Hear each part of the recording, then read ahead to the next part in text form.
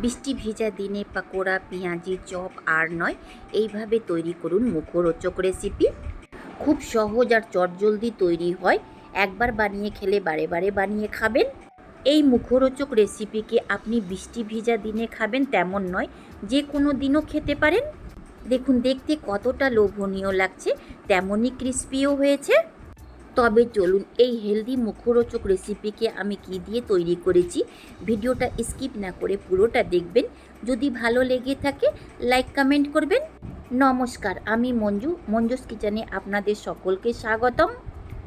এই সুস্বাদু আর মুখরোচক রেসিপি তৈরি করার জন্য নিয়েছি আলুর চিপস। এই চিপসের রেসিপি আগে চ্যানেলে আমি আপলোড করেছি। যদি চিপস না থাকে তো এই রেসিপিকে আপনি কিভাবে তৈরি করবেন, চট করে আলুকে ধুয়ে আলু চিপস কেটে ছাঁকা তেলে ভেজে বের করে নিতে পারেন, বা চিপসের জায়গাতে বাজারের কেনা যে কোনো পাঁপড় নিতে পারেন। এই আলুর চিপসকে তেলে ভেজে নিতে হবে। তার সাথে নিয়েছি সাবুদানার পাঁপড়। এর ভিডিও আমি আপলোড করিনি, যদি দেখার ইচ্ছে থাকে তো কমেন্ট করবেন, আমি অবশ্যই আপলোড করে দেব। আমি এই সাবুদানার পাঁপড়কে মশলা দিয়ে তৈরি করেছি, তাই দেখতে লাল লাগছে। একেও তেলে ভেজে নেব, তারপরে আগেকার প্রসেস দেখাবো। ওভেনকে অন করে ফ্লেমকে রাখতে হবে ফুল। যতক্ষণ কড়াইটা পুরোপুরি গরম না হয়ে যায় ততক্ষণ ফ্লেমটা ফুল থাকবে। কড়াইটা গরম হলে বেশ অনেকটা দিন সাদা তেল বা আপনি যে তেল খান সেই তেলও দিতে পারেন। তেলটা ভালো গরম হলেই ফ্লেমকে মিডিয়ামে করে দিবেন। তার আগে তেল কতটা গরম হয়েছে অল্প পরিমাণে চিপস দিয়ে চেক করে নিন। দেখুন চিপসগুলো সঙ্গে সঙ্গে ভাজা শুরু হয়ে গেছে। এর থেকে বেশি তেলটা গরম হতে গেলে চিপসগুলো লালচে হয়ে যাবে। চিপস ভাজার পর তেলকে ঝরিয়ে বের করবেন। এবার ফ্লেমকে মিডিয়ামে করে সম্পূর্ণ চিপসকে একইভাবে ভেজে বের করে নিন। তাছাড়া আলুর চিপস ভাজতে খুব একটা সময় লাগে না। দেখুন ভাজা হয়ে গেছে, তেল ঝরিয়ে বের করে নিন। এর থেকে বেশি ভাজবেন তো চিপসগুলো লাল হয়ে যাবে। সাবুদানার পাঁপড়কেও একইভাবে ভেজে নেব। আলুর চিপস চাইতে সাবুদানার পাঁপড় ভাজতে একটু বেশি সময় লাগে। একে চেপে চেপে ভেতর পর্যন্ত ভাজতে হবে। যদি ভেতর পর্যন্ত ভালো ভাজা না হয় খাবার সময় দাঁতে সেটে যাবে। আমি একে তৈরি করার সময় মশলা আর বেকিং সোডা দিয়েছি।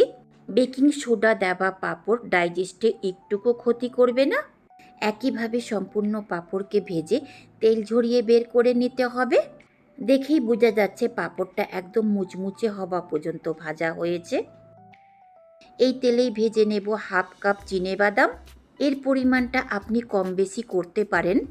একে ছাকা তেলে ভাজতে গেলে 1 থেকে 2 মিনিটের সময় লাগবে। মুচমুচে হওয়া পর্যন্ত ভাজা হয়ে গেলে চিনেবাদাম একটু করে ফেটে যাবে।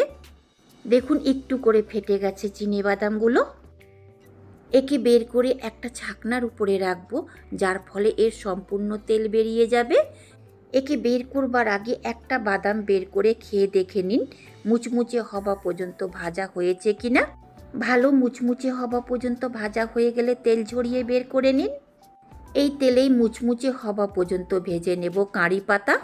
একে এইভাবে ছাকনাতে রেখে ভাজতে হবে। কড়াইয়ের তেলে দিয়ে ভাজতে গেলে বের করার সময় অসুবিধে হবে আর বেশি ভাজাও হয়ে যেতে পারে। আর এইভাবে ছাকনাতে দিয়ে ভাজতে গেলে বের করার সময় একটুকু অসুবিধে হবে না, তেলটাও ভালো ঝরিয়ে নেওয়া যাবে। একইভাবে লঙ্কাকেও ভেজে নেব। একে তেলে দিয়ে অবশ্যই দূরে সরে যান। ভাজার সময় লঙ্কা ফেটে গিয়ে গায়ে ছিটকেও পড়তে পারে, তাই সাবধানে ভাজবেন। সাবুদানার পাঁপড় আর চিপসকে ভেজে নেবার পর 4 থেকে 5 মিনিট এইভাবে রেখে দিয়েছিলাম।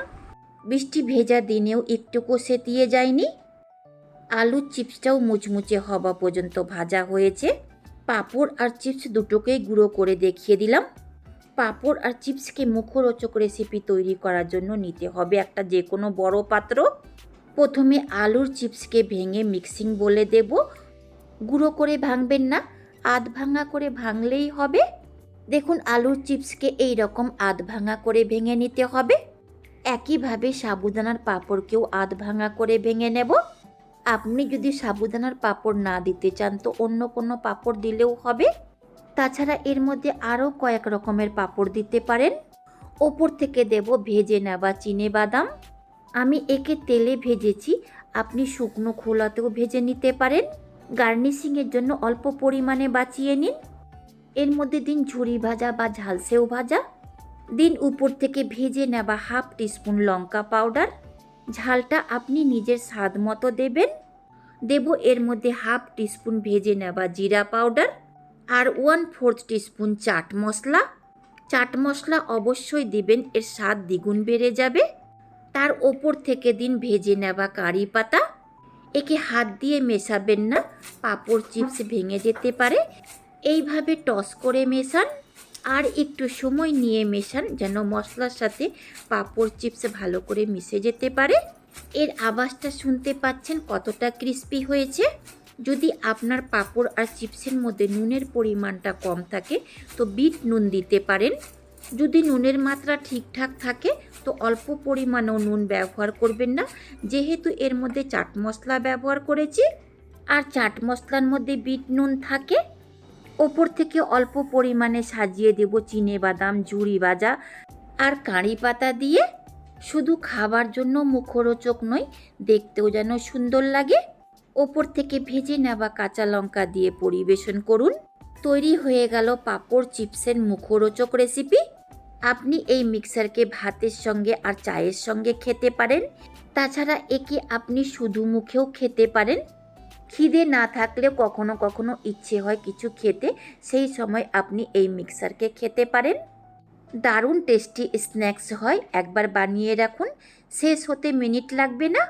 তো এবার থেকে বৃষ্টি ভেজা দিনে পাকোড়া, চপ, পেঁয়াজি না খেয়ে এইরকম মুখরোচক রেসিপি বানিয়ে চায়ের সাথে খেয়ে দেখুন, খেতে দুর্দান্ত স্বাদ লাগে।